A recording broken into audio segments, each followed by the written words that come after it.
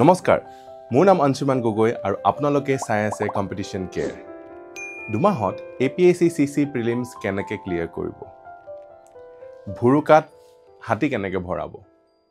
দুমাহত APSC prelims clear কৰিব বিচাৰিছে অসম্ভৱ নহয় আগতে কৰিছে বহুতে এই বছৰো কৰিব আৰু আগলৈও কৰি থাকিব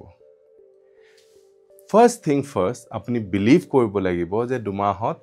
প্ৰিলিমছ ক্লিয়াৰ কৰিব পাৰি এই প্ৰশ্নটো কিয় আহিছে যে দুমাহত কিয় নোৱাৰিম প্ৰশ্নটো আহিছে কাৰণ কি এটা আমি ভাবি লৈছো যে APSC টো আমি ক্লিয়াৰ কৰিবলৈ বহু বছৰ লাগিব আপোনালোকে টপাৰ্ছৰ ইন্টাৰভিউবোৰ ভালকে শুনিবচোন তেওঁলোকে 2 মাহ বা 4 মাহ আগতে প্ৰিলিমছৰ প্ৰিপাৰেচন কৰে আৰু তেওঁলোকে হসৰসৰ ক্লিয়াৰ কৰে কিন্তু আমি সেই টপাৰ্ছৰ সেই কথাবিলাক আমি আওকাণ কৰো আমি নুশুনা হৈ যাওঁ সো সদায় এটো হৈ আহিছে যে দুমাহত APSC প্ৰিলিমছ ক্লিয়াৰ কৰিব পাৰি কিয় পাৰি কাৰণ কি APSC যেটো প্ৰিলিমছ হয় বা যিকোনো সিভিল সাৰ্ভিস এক্সামৰ প্ৰিলিমছ এক্সামটো এটা স্ক্ৰিনিং টেষ্ট হয় যদি আপুনি এটা ভাল প্ল্যান কৰিছে সেই প্ল্যানটো যুক্তিসংগত লজিক্যাল হয় যদি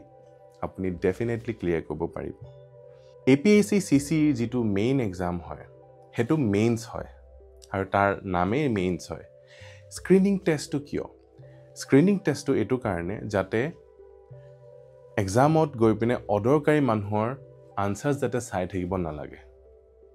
সো হেতু কাৰণে এটা স্ক্ৰিনিং টেষ্টৰ প্ৰবন্ধ কৰা হৈছে ব্যৱস্থা কৰা হৈছে সো এই স্ক্ৰিনিং টেষ্টটো আপুনি যদি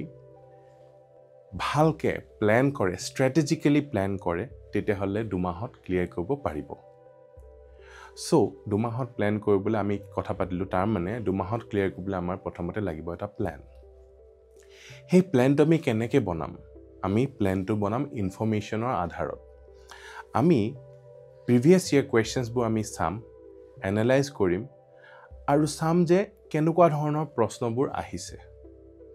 আৰু সেই ভিত্তিতে আমি এই দুমাহ প্ৰিপাৰেচন কৰিম এতিয়া আপুনি যদি পৰম্পৰাগতভাৱে ট্ৰেডিশনাল ৱেত যদি যায় আপুনি গোটেই কিতাপখিনি পঢ়ি আপুনি সিলেবাস কভাৰ কৰিবলৈ একেবাৰে নোৱাৰিব ইট ইজ নট পসিবল দুমাহত আপুনি গোটেইখিনি NCERT লক্ষ্মীকান্ত স্পেক্ট্ৰাম গোচেং লিও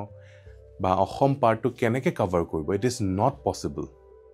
কিন্তু আনহাতে আমি সিলেবাস কভাৰ কৰি যাবই লাগিব এতিয়া আমি কিতাপ পঢ়িব নোৱাৰো কিন্তু সিলেবাস কভাৰ কৰিব লাগিব হেতু এটো সমস্যা হৈ গৈছে এই সমস্যাটোৰ সমাধান আমি কেনেকৈ কৰিম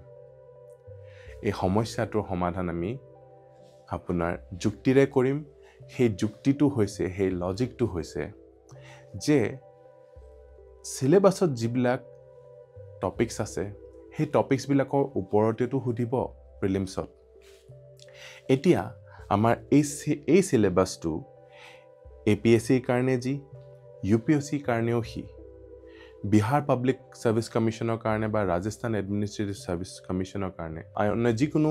ভাৰতৰ সিভিল সাৰ্ভিসেছ এক্সামৰ কাৰণে একে হয় সো আমি প্ৰথম আমাৰ কামটো হ'ব যে APSC অহা যিবিলাক প্ৰশ্ন হেবোৰ আমি প্ৰথমতে একদম মুখস্থ কণ্ঠস্থ কৰি লওঁ তেতিয়া আমাৰ আইডিয়া হৈ যাব যে আমি কি এৰিয়াজ আমি ফোকাস কৰিব লাগিব আমি অল টপিকস আমি কভাৰ কৰিব নোৱাৰো কিন্তু সিলেক্টেড সাম টপিকস আমি কভাৰ কৰি যাবই পাৰো আৰু যাৰ ফলত আমি জাস্ট কাট অফটো আমি ক্লিয়াৰ কৰিব পৰা সক্ষম হৈ যাওঁ নেক্সট আহিলে আমাৰ UPSC PYQ খিনি কাৰণ কি আপোনালোকে দেখে যে APSC UPSC পৰা কপি কৰি দিয়ে প্ৰায় ডাইৰেক্টে কপি কৰা আমি দেখিছো সো UPSC 2011 পৰা প্যাটাৰ্ন চেঞ্জ হৈছে যত স্টেটমেন্ট বেসড কোৱেশ্চনছ আহিছে সেই প্ৰশ্নখিনি যদি আপুনি কৰে তো আপুনি লজিক্যাল এলিমিনেশনটো আপুনি কৰিবলৈ সক্ষম হৈ যাব প্ৰত্যেকটো কোৱেশ্চন যে আপুনি আপোনাৰ নলেজৰ বেস কৰি সুধিছে এটো নহয় আপোনাৰ কিছুমান আপোনাৰ বুদ্ধি টেষ্ট কৰিবলৈ আপোনাক সোধা গৈছে সো হেখিনি প্ৰশ্ন আপুনি UPSC কোৱেশ্চনত পাই যাব এতিয়া আপোনাৰ APSC লাষ্ট 10 ইয়াৰ্স যদি চাই তেতিয়া হলে আপোনাৰ ওচৰত 100টা প্ৰশ্ন 10 বছৰত 1000 প্ৰশ্ন আপোনাৰ ওচৰত হৈ গল UPSC যদি লাষ্ট 14 বছৰ আপুনি চাই তেতিয়াহ'লে 1400 প্ৰশ্ন আপোনাৰ হৈ গ'ল মুঠতে আপোনাৰ 2400 প্ৰশ্ন আপোনাৰ হাতত আহি গ'ল ইয়াৰ বাহিৰে আপুনি এটা টপিকটো আপুনি ডাইৰেক্ট পঢ়াতকো সেই টপিক ওপৰত অহা প্ৰশ্নকিটা আপোনালোকে এই বাকিবোৰ ষ্টেটৰ PYQৰ পৰা আপোনালোকে কৰিব পাৰিব তাৰ কাৰণে এখন বুক হৈছে সেই বুকখনৰ নাম হৈছে লুচেন্ট অবজেক্টিভ GK কিন্তু তাত 18000 প্ৰশ্ন আছে আপুনি যদি 18000 প্ৰশ্ন কৰিবলৈ যায় তেতিয়াহ'লে আপোনাৰ 2 মাহত আপোনাৰ সেই প্ৰশ্নখিনি কৰাই কমপ্লিট নহবগে সো আপুনি নিজকে লিমিট কৰি ল'ব লাগিব যে এইখিনিৰ পৰা মই 4000 প্ৰশ্নহে মই চাম আৰু হেতু কৰিব গলে আপুনি বাছিব লাগিব কাৰণ কি লুচেন্ট অবজেক্টিভ GK CDS এক্সামৰ প্ৰশ্ন থাকিব RBI এক্সামৰ প্ৰশ্ন থাকিব কাৰণ কি হিষ্ট্ৰী বা পলিটি সিলেবাসখিনি একেই লগতে UPPCS বা কৰ্ণাটকা PCS বা মধ্যপ্ৰদেশ সিভিল সাৰ্ভিসেছৰ আপোনাৰ প্ৰশ্ন থাকিব সো আপোনালোকে সেই সিভিল সাৰ্ভিসৰ প্ৰশ্নবোৰ যদি সিলেক্ট কৰিলে তেতিয়া আপোনালোকৰ 4000 কমপ্লিট হৈ যাব এইখিনি আপোনালোকে বাৰম্বাৰ কৰি আপোনাৰ সিলেবাসটো ৰিভাৰ্স ইঞ্জিনিয়াৰিং কৰি আপোনালোকৰ ক্লিয়াৰ হৈ যাব সিলেবাসৰ প্ৰত্যেকটো টপিকত অহা ৰিপিটেড প্ৰশ্নবোৰ আপোনাৰ ৰেডি হৈ যাব সো এইখিনি হৈ গ'ল ষ্টেটিক পাৰ্ট আৰু এই এৰাউণ্ড 6000 প্ৰশ্ন আপুনি যদি কৰি লয় তেতিয়াহ'লে ষ্টেটিক পাৰ্ট আপোনাৰ ক্লিয়াৰ হৈ গ'ল তাৰ পিছত আহিলে কাৰেণ্ট এফেয়াৰ্সৰ পাৰ্ট কাৰেণ্ট এফেয়াৰ্সৰ কাৰণে আপোনালোকে যদি এভৰি ডে বছৰটো পঢ়িছে নিউজপেপাৰ পঢ়িছে তেতিয়াহ'লেতো আপোনালোকৰ একো চিন্তা কৰিব দৰকাৰ নাই আৰু যদি আপোনালোকে পঢ়া নাই তেতিয়াহ'লে আপোনালোকক মৰা সময়ত মকৰধ্বজ লাগিব আৰু সেইটো কাৰণে কম্পিটিশন কেয়াৰৰ এনুৱেল কাৰেণ্ট এফেয়াৰ্স আপোনালোকে ৰেফাৰ কৰিব পাৰিব এইখন এস্পাইৰেন্স বিলাকে বাইবেল নিচিনা কনসিডাৰ কৰে যিসকলে কাৰেণ্ট এফেয়াৰ্স কৰা নাই কাৰণ কি এইখন যেতিয়া আমি বনাইছো এখনত আমাৰ মিটিংছ বিলাকত আমি ডিসকাস কৰিছো যে বহুত কমকে আমি কৰিম আৰু সবতকে মোস্ট ইম্পৰ্টেন্ট টপিকস বিলাক আমি ইয়াত অন্তৰ্ভুক্ত কৰিম কাৰণ কি আমি এখন ইমান হকটো বনাব পাৰো এবছৰ কাৰেণ্ট এফেয়াৰ নহয় জানো কিন্তু ইমান হকত যদি বনাও আপুনি জানো ৰিভাইজ কৰিব পাৰিব ফলত আপোনাৰ হেখনৰ পৰা একো লাভ নহব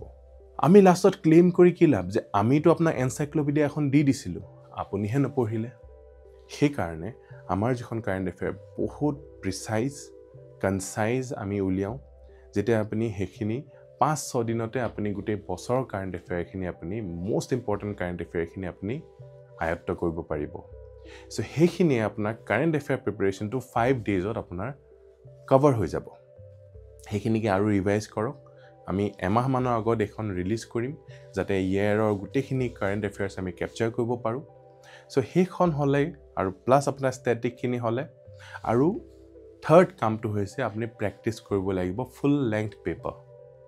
কাৰণ কি এক্সামত গৈ পিনে এনেকুৱা হয় বহুত মানুহৰ যি এবছৰ দুবছৰ ধৰি পঢ়ি আছে কিন্তু ফুল লেংথ পেপাৰ তেওঁলোকে টাইম বাউন্ড প্ৰেক্টিস কৰা নাই আৰু হেতু নকৰাৰ ফলত তেওঁলোকে এক্সামত গৈ পিনে স্লো হৈ যায় 60টা প্ৰশ্ন কৰি আহে 40টা 50টা কৰি আহে এতিয়া চাওক 2020 কাট অফ কেনেকুৱা আছিল 2020 if I am not wrong cut off 120 plus আছিল সো যদি আপুনি এক্সামত গৈ 60টা প্ৰশ্ন কৰি আহিছে আপোনাৰ চান্সটোই নাইকিয়া হৈ গ'ল কাৰণ কি কাট অফে 120 আছিল আমি যেহেতু কাট অফ কি হ'ব পেপাৰৰ কোৱালিটি কেনেকুৱা হ'ব টাফ হ'ব ইজি হ'ব আমি নাজানো তেতিয়া আমি ম্যাক্সিমাম অ্যাটেম্প কৰিবলৈ আমি চেষ্টা কৰিবই লাগিব 100ৰ ওচৰা-ওচৰি অ্যাটেম্প কৰিবলৈ চেষ্টা কৰিবই লাগিব আৰু হেতু কাৰণে আমাৰ ষ্টেটিক পাৰ্টটো আৰু কাৰেণ্ট এফেয়াৰ পাৰ্টটো বহুত বেছি ষ্ট্ৰং হ'ব লাগিব আৰু যেহেতু আমি 2 মাহত টাৰ্গেট কৰাৰ কথা চিন্তা কৰি আছো তেতিয়া হলে আমি এই পদ্ধতিৰে আমি কৰিব লাগিব আৰু ৰেগুলাৰ যেতিয়া প্ৰেক্টিস আপুনি কৰিব তেতিয়া আপুনি পঢ়া প্ৰশ্নকিটা আপোনাৰ ফাষ্ট হৈ যাব আৰু আপুনি হেকিটা আপুনি গোল কৰি লৈ নোৱাৰা প্ৰশ্নকিটাত আপুনি যুজিবলৈ পাৰিবগে সো প্ৰিলিমছৰ আপোনাৰ যেটো সিনাৰিও প্ৰিলিমছৰ সিনাৰিওত আপুনি গৈছে আপুনি কিতাপ পঢ়া নাই একো কিন্তু আপুনি PYQ বেস কৰি কৈছে কাৰণ কি কিতাপ পঢ়িবলৈ আপুনি বহুত লিমিটেড কিতাপ পঢ়িব পাৰিব ইয়াত মই এটা কথা আপোনাক কৈ লওঁ আসাম পাৰ্ট 2 পৰা 30%ৰ above আপোনাৰ কোৱেশ্চনছ আসাম পাৰ্টৰ পৰা আহিব সো আমি ষ্টেটিক পোৰশন খিনিটো PYQ পৰা কৰি ললো কাৰেণ্ট এফেয়াৰটো আমাৰ এনুৱেল কাৰেণ্ট এফেয়াৰ মেগাজিনৰ পৰা আপুনি কৰি ললে তাৰ পিছত আপুনি প্ৰেক্টিস কৰিলে আৰু তাৰ নেক্সট পইণ্টটো হৈছে যে আসাম পাৰ্টটো আপুনি কেনেকৈ কভাৰ কৰিব আসাম পাৰ্টটো কভাৰ কৰিবলৈ মই আৰু মধুস্মিতা মেমে লিখি উলিয়াইছোঁ আপোনালোকৰ কাৰণে কম্পাইল কৰিছোঁ আছাম জিকে পিয়াৰ্চনে পাব্লিছ কৰি দিছে সেইখন কিতাপ আপুনি লৈ ল'লে অসমৰ গোটেইকেইটা এছপেক্টছ আপোনাৰ কভাৰ হৈ যাব চ' আছাম পাৰ্টটো কভাৰ কৰিবলৈ এখন আপোনাৰ ওৱান ষ্টপ বুক হৈ গ'ল আছাম জিকে সেইখনে আপোনাৰ আছাম পাৰ্টটো কভাৰ কৰি ল'ব আৰু এইখিনি আপুনি 2 মাহৰ ভিতৰত কৰিব পৰা সাধ্য অনুসাৰ কাম হয় 2 মাহৰ ভিতৰত আপুনি এইখিনি কাম আপোনালোকে কৰিব পাৰিব চ' মই এটা কুইক ৰিকেপ কৰি দিওঁ প্ৰথম হৈছে আপুনি PYQ এনালাইজ কৰি ল'লে APSC UPSC আৰু বাকিবোৰ ষ্টেট PCS এক্সামৰ PYQখিনি কৰিলে সেইখিনি কাৰণে সেইখিনি কৰিলে আপোনাৰ ষ্টেটিক হৈ গ'ল কাৰেণ্ট এফেয়াৰৰ কাৰণে আপুনি আমাৰ এনুৱেল মেগাজিনখনৰ ওপৰত ৰিলাই কৰিব পাৰে তাৰপিছত আপুনি প্ৰেক্টিছ পেপাৰ্ছ কৰিলে যাতে আপোনাৰ স্পীডটো পুৰা স্পীডটো আপোনাৰ পুৰা আহি যায় নেক্সট হৈছে আপোনাৰ এই অসম পাৰ্টটোৰ পৰা মেক্সিমাম কুৱেশ্যন যিহেতু আহিব সেইখিনি আপুনি আছাম জিকে পৰা আপোনালোকে কৰিব পাৰিব আৰু আপোনালোকে মই অসম স্পেচিফিক ভিডিঅ'জো আনি আছোঁ আপোনালোকে কম্পিটিশ্যন কেয়াৰ চেনেলটো যদি ছাবস্ক্ৰাইব কৰি থৈছে এতিয়া ৰিচেণ্টলি মই বুকছ এণ্ড অথৰ্ছৰ এটা 3টা ক্লাছৰ আপোনাৰ ভিডিঅ'জ মই আপলোড কৰিছোঁ সেইকেইটা আপুনি চাই আপুনি সেইকেইটা কৰিব পাৰিব বুকছ এণ্ড অথৰ্ছ এটা ইম্পৰ্টেণ্ট পাৰ্ট হয় APSCত অহা চ' এইখিনিয়ে হৈছে যে 2 মাহত আমি কি ষ্ট্ৰেটেজি ল'ম যে 2 মাহত আমি APSC CC প্ৰিলিমছ ক্লিয়াৰ কৰিব পাৰিম আপোনালোকে যদি এইখিনি কৰে এইখিনি এডভাইচ মই আগতেও দি আহিছোঁ আগতেও মানুহবিলাকে 2 মাহত প্ৰিলিমছ ক্লিয়াৰ কৰিছে মেইনছ লিখিবলৈ তেওঁলোকে পাৰিছে আৰু আপোনালোকে যদি এতিয়া আৰম্ভ কৰিছে এই পদ্ধতিৰে আপুনি আৰম্ভ কৰক আৰু কেইটামান আপুনি সিলেক্টিভ টপিকছৰ আপুনি হয়তো কিতাপৰ পৰা চালে বা আপুনি অনলাইন গুগলো কৰিব পাৰে ChatGPTও আছে চ' এনেকুৱা ধৰণে আপুনি ৰিভাৰ্ছ ইঞ্জিনিয়াৰ কৰি পিনে এই প্ৰিলিমছটো আপোনালোকে ক্লিয়াৰ কৰিব পাৰিব চ' এইখিনি আছিলে আজি আমাৰ ডিছকাশ্যন যে 2 মাহত আমি কি ষ্ট্ৰেটেজি ল'ম যে আমি 2 মাহত আমি নেক্সট আগন্তুক APSC CC প্ৰিলিমছ আমি ক্লিয়াৰ কৰিব পাৰোঁ যদি আপুনি ভিডিঅ'টো ইউজফুল পালে তেতিয়াহ'লে এটা লাইক আৰু এটা কমেণ্ট কৰিব নতুনকৈ আহিছে যদি ছাবস্ক্ৰাইব কৰিবলৈ নাপাহৰিব আজিলৈ আহোঁ জয় আই অসম